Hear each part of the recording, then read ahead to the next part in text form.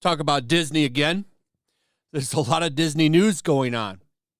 And I suspect that there'll probably be a lot to talk about with Disney over the next couple of weeks, especially as they start laying off, quotations, really kicking out the door, terminating, firing 4,000 employees as part of a $5.5 billion spending cut.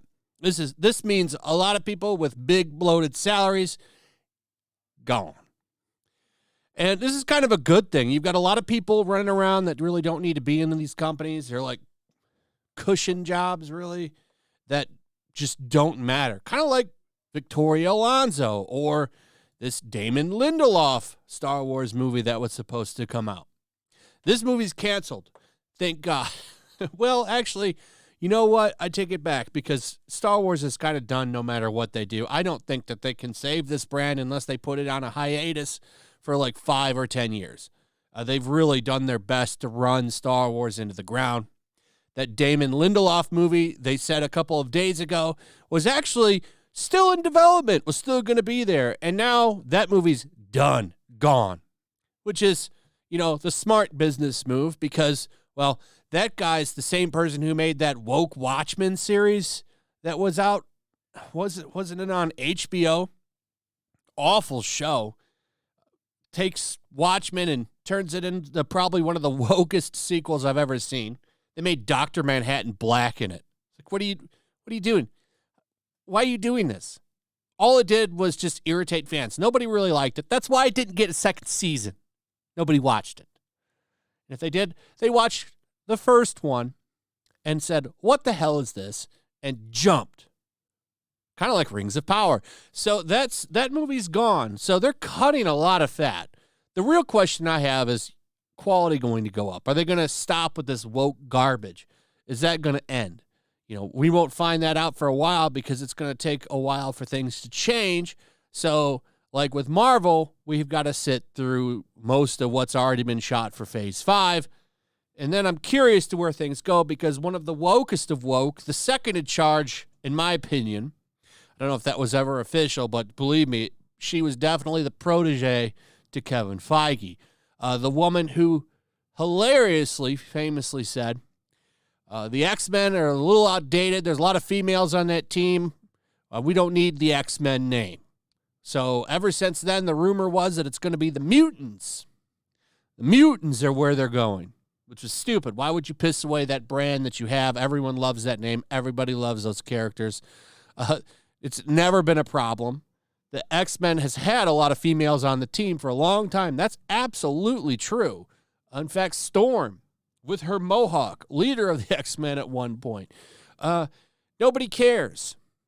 The stories are fantastic. Nobody ever cared. Until now when it's made such a big deal and shoved in your face and they make a big agenda about it. Now, if you don't go along with that agenda, people that have been fans of the book with tons of women and diverse characters in it for a long time are called racist and sexist. It's a shield to hide and cover up their bullshit garbage. So she's out of here. Was really shocked to see this because, like I said before, she's in the top 100 most powerful women in Hollywood. Usually, people like her, with all the identities that they put out front and forward to let you know and wear it on their sleeve because they want to use it as a shield, do not get demoted, do not get fired, do not get pushed around. And I'm sure the details of why she got outed will be out soon enough, and I'm very curious to how they managed to get rid of her. Usually when these people are in the positions they're in, you don't get rid of them without a lot of blowback, which I imagine is still coming. I'm sure this woman has a powerful PR firm that she's ready to fire up, though you have to wonder if it's wise to do that, because I'm sure she's going to land at some movie studio. That'll be one to watch because you'll get to actively watch their quality dip too.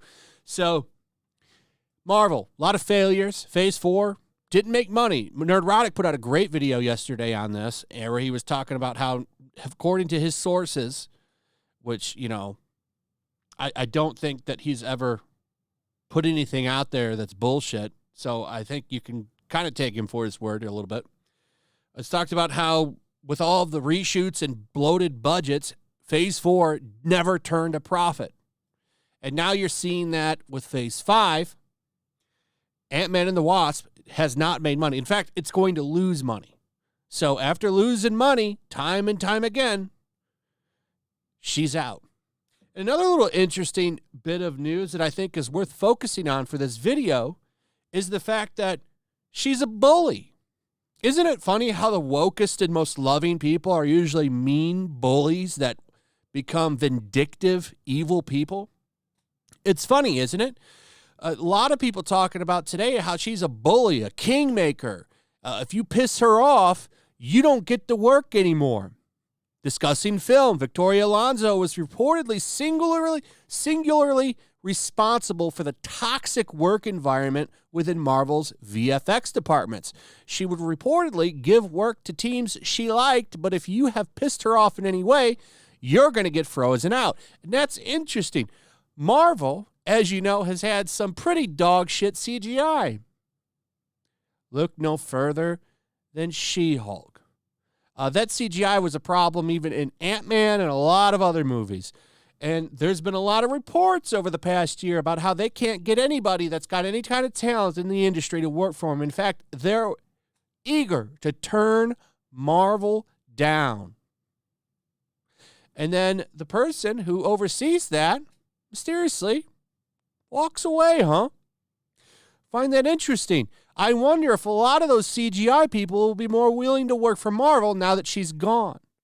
And this has been going on for a while. This first got talked about January 14th, 2023. We first started to hear about this.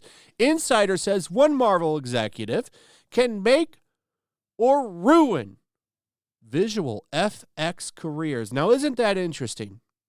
According to Hollywood insiders, VFX artists fear being blacklisted by industry bully Marvel Studios, particularly executive Victoria Alonso. Isn't that interesting? One of the wokest of the woke is a bully. Huh. You don't say. Nobody's interested, or nobody's surprised by this. We all know this. These are the people that, like I've talked about before, will take a rock, put it in a pillow sack, and beat you over the head with it while they're telling you that they love you and that they want the best for you. That's the kind of people the woke are. They're evil, nasty people that would murder you if it was legal. They come close. It's practically legal in some places, like Portland, for example. You don't like what they have to say? They don't like what you have to say? They're going to beat your brains in. And I'm not shocked at all that all these reports are pretty much coming out today now talking about how she's one of the biggest bullies in the industry and probably one of the main reasons that the CGI effects at Marvel Studios have went to shit. She's one of the main reasons that Marvel Studios is in the rut that it is. This is taking the rot out. This is getting the rot out of something. More of Marvel needs to do this because there's a lot more, particularly in the comics area of Marvel. There's a lot of rot. You need to get rid of all of them. That whole editorial department needs to get fired over in the comics side. All of them. That's not going to happen, though, so we look forward to more garbage from that side. But the movie side is big business. I mean, this is their new Mickey Mouse division. Those characters don't have the pull they used to have. That's why they bought Marvel. So they need these characters to stay relevant. They need them to stay strong, and they need them to sell merchandise. And her little bullying act is not helping, and she's finally lost enough money. Look at the kind of position that this company had to get in to fire her. I mean, that says a lot. That says a lot. They had to really lose massive amounts of money. A whole entire phase of Marvel had to tank for them to fire her. I mean, that says a lot. Think about that. Billions. Well, not billions. I don't know about that, but, I don't know. Every Marvel movie should be making about $1 billion. The only ones that have are Spider-Man movies. And all of that money lost because this woman wanted to play mean games. She wanted to be mean girl around the studios and have people rub and kiss her boots, kiss her feet and rub her feet. Wasn't flying anymore. Finally, it's enough. So it's interesting. Disney will be something to watch over the next couple of weeks for sure. You know, I wonder, will they finally fire Kathleen Kennedy? I mean, that brand has pretty much been put in the grave at this point. Wait till Indiana Jones comes out, because that movie, I promise you, was going to tank.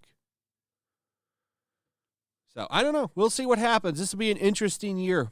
They're really taking the knife to that company. So let's see what happens. Anyway, that's pretty much it. Let me know what you guys think. Also, if you would, please like, subscribe, share the video. Make sure you're still subscribed. Hit that notification bell. Check out my Rumble and Locals, and I'll see you on the next one. Peace. Make sure to check out my Locals. There's a link in the description. It's a fun community that I'm trying to build over here. If you don't want to support me on YouTube, you can come over here.